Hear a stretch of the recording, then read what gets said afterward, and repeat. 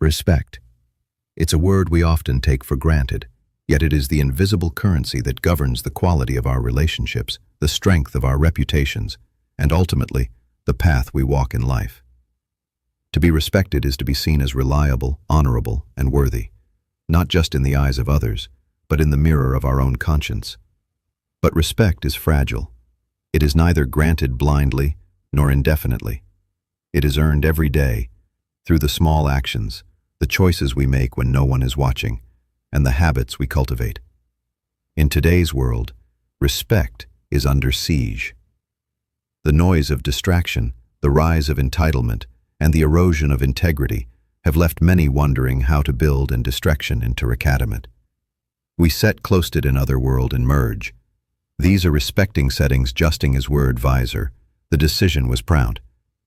Drawing from the ancient wisdom of Stoicism, a philosophy forged in the crucible of adversity and human fallibility, we gain a timeless perspective on what it truly means to live with honor and dignity. The Stoics teach us that respect begins within, rooted in self-control, integrity, and the unwavering commitment to act rightly regardless of circumstance. Marcus Aurelius, Epictetus, and Seneca remind us that our character is the fortress that shields us from external chaos and the bedrock upon which respect must be built. This video will examine 4 toxic habits that undermine this fortress, habits that silently erode trust and invite disrespect into our lives. These are not just flaws to correct, but profound lessons in self-mastery and personal responsibility. I will share with you raw, personal stories where I have faltered in these very ways. Moments that stripped me of respect and forced me to confront uncomfortable truths. These experiences are not mere confessions, but stepping stones, reminders that respect, like virtue, must be continually cultivated. By recognizing and uprooting these habits, you can reclaim your dignity and restore the respect you deserve, not through force or manipulation, but through the quiet power of consistent, honorable action. So, settle in with a calm mind and an open heart. This is not just about avoiding disrespect. It's about becoming the person worthy of the highest regard, from others and from yourself. Let us begin this journey with humility and resolve, because respect is not given, it is earned, guarded, and preserved by those who understand that true power lies not in dominance, but in virtue. Interrupting, the silent killer of trust. To interrupt someone is not just to speak out of turn, it is to send an unspoken message. What I have to say matters more than what you are saying. It breaks the rhythm of conversation, but more dangerously, it breaks the bond of mutual respect. The Stoics placed immense value on silence, patience, and the discipline of listening. In a world obsessed with being heard, they remind us that wisdom begins with hearing. Truly good. I once prided myself on being quick-witted, always ready with a comeback or solution before the other person had even finished their sentence. I believed I was contributing, showing intelligence and engagement. But one day, during a particularly intense meeting, my manager stopped mid-discussion and said bluntly, "You need to let people finish their thoughts." Her words landed with a force I wasn't ready for. Afterward, a colleague added, "Do you even realize how dismissive you come across? It's like you think your ideas are the only ones that..." That moment shattered something in me, or rather it revealed what was already broken. Interrupting wasn't just a bad habit, it was a reflection of ego, of unchecked impatience, of a deep insecurity that needed to prove itself by always having the last word. The Stoics would call this a failure of logos, of rational harmony, where the ego disrupts the sacred order of dialogue. Seneca teaches us to speak less and listen more, for speech can deceive, but silence is a sign of mastery. When we interrupt, we betray a lack of self-control. We show others that we are not truly present, not to change. I began practicing active listening. When someone spoke, I resisted the urge to prepare my response.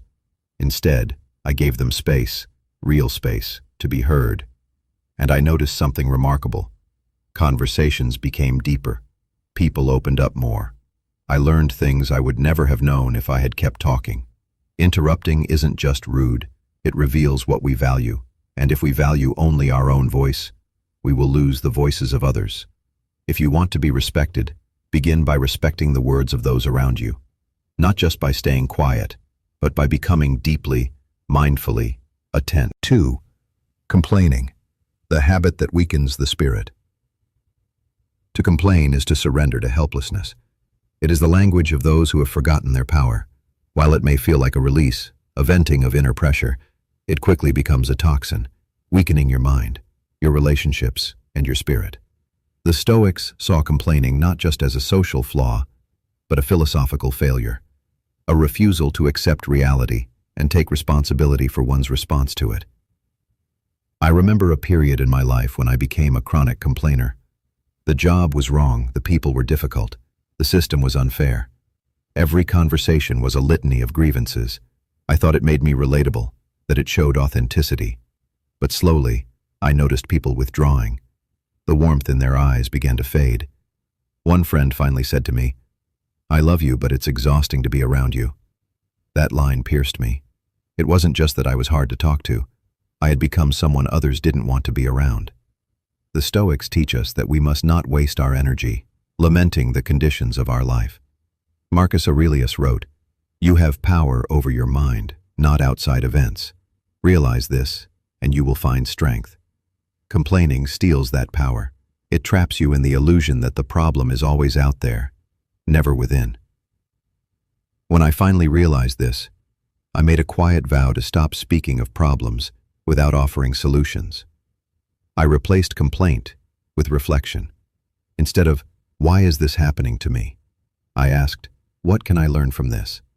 And when I wanted to rant, I wrote in a private journal instead, not to infect others, but to purge and understand my own mind. Gratitude and problem-solving became my allies, and with them, respect returned.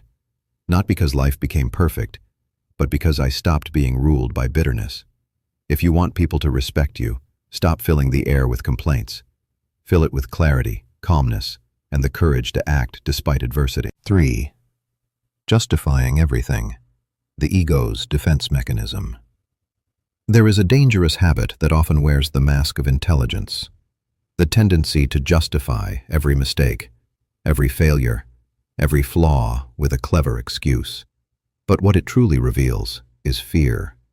Fear of accountability, fear of being seen as imperfect. And in that fear, we lose something precious, our credibility.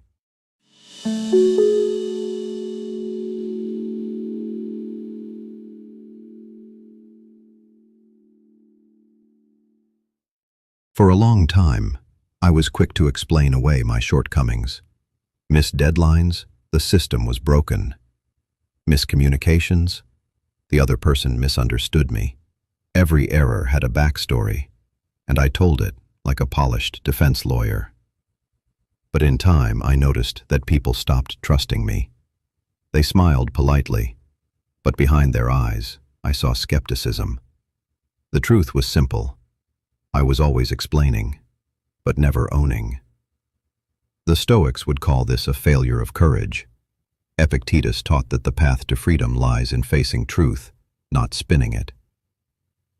Justification is the ego's way of avoiding humility, but humility is the gateway to respect. The turning point came when I finally told a colleague, "That was my fault, no excuses." The silence that followed was not uncomfortable. It was powerful. It signaled maturity, accountability. Respect is not earned by never failing. It is earned by standing in full ownership when you do. Let your actions speak, and when they falter, let your honesty restore their weight.